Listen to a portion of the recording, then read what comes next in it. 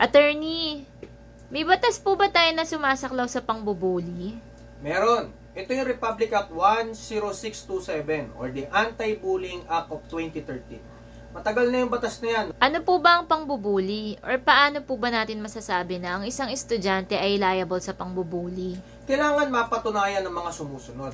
Number 1, it must be severe or repetitive actions. Or sa Tagalog, kailangan ito ay paulit-ulit na pambubuli or ito ay malalang klase ng pambubuli. Number 2, kailangan ito ay nakumit ng isang mag-aaral laban sa iba pang mag-aaral.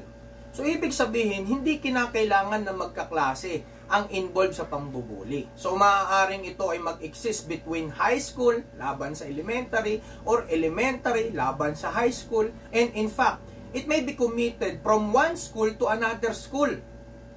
Madaling sabi, ang kinakailangan lamang ng batas is that it is committed by one student to another student. Sakop po ba nito ang college students?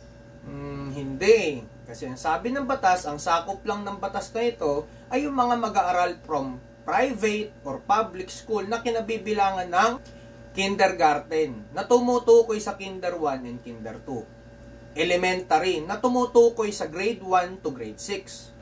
Secondary or high school na tumutukoy sa junior at senior high school or grade 7 to grade 12. At mga community learning centers na recognize ng DepEd para naman yan sa mga out of school youth. Ay, iba pa po pala pag college? Oo, iba pa. Pero pwede naman silang magsampa ng kasong kriminal na pinasasailaliman ng revised penal code kung sakaling nakaranas din sila ng pambubuli sa eskwelahan nila. Number 3, kailangan ng pambubuli ay nagawa sa alinman sa mga sumusunod. Maaaring ang pambubuli sa pamamagitan ng written or pagsulat, verbal or ibig sabihin pagsasalita, physical gestures or action, ibig sabihin kahit na anong pagkilos ng estudyante. Okay? At ang pinakamahalaga ngayon, pinakauso, yung electronic expression or paggamit ng social media. At number 4, kailangan ng pambubuli ay nagsanhi sa isang mag-aral na makaramdam ng takot sa kanyang pisikal na pangangatawan, takot sa kanyang emosyonal na pakiramdam, pinsala sa kanyang mga ari-arian, pangamba sa kanyang edukasyon, paglabag sa kanyang karapatan bilang estudyante. At panghuli, ang pinaka-importante, paglikha ng hostile environment or hindi ka nais-nais na kapaligiran sa kanyang paaralan. Ano naman po ang mga example ng pangbubuli? Marami yan eh. Sabi ng Implementing Rules and Regulations, tumutukoy ito sa number 1, physical contact. Gaya ng pagsuntok, pagtulak, pagsipa, pagsampal.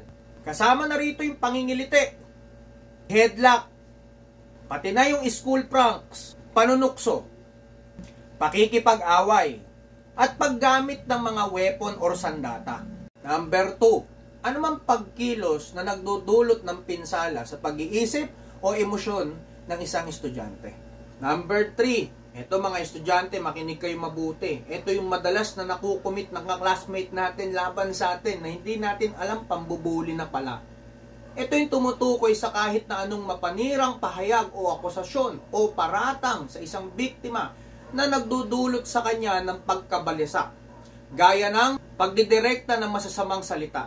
Tulad ng, uy, magnanakaw yan. Bawal yan. Uulitin ko, bawal yan. Pagmumura sa biktima, madali na maintindihan yan, hindi na ako magbibigay ng sample. On air tayo. Pagtawag ng mga bansag o alias. Bahala kayo kung anong alias yan. Alias Nardong Putik, alias Totoy Mola, alias Baby Ama. Bahala kayo, bawal yan. Pagbibigay ng negatibong komento sa itsura, pananamit, katawan ng biktima. Tulad ng, pangit ng suot mo, ang baduy. Taba mo naman. Ang payat mo naman, ang itim mo dyan, mga bawal po yan. Makinig kayo mabuti. Number 4, cyberbullying or pambubuli gamit ng social media. Number 5, social bullying o pangmamaliit ng ibang tao or ng isang grupo. Number 6, gender-based bullying or pambubuli na nakabatay sa kasarian ng isang tao. Tulad ng porket babae, mahina, porket lalaki, hindi magaling, porket siya ay lesbian, or porket siya ay gay, nabully na siya. Hindi rin po pwede yan.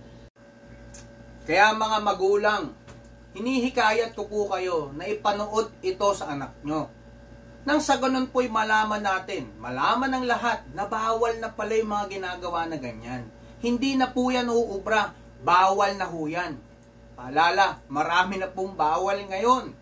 And at the same time, kung sakali naman na sa kanila po ginagawa yung mga bawal na yan, hikayatin nyo rin po sila na agad magsumbong sa otoridad. Siyempre sa inyo po, bilang magulang. Nang sa ganun po ay ma-actionan natin kagad ang mga pambubuli. Kung paano mag-file ng Anti-Bullying Act violation, abangan nyo po sa part 2.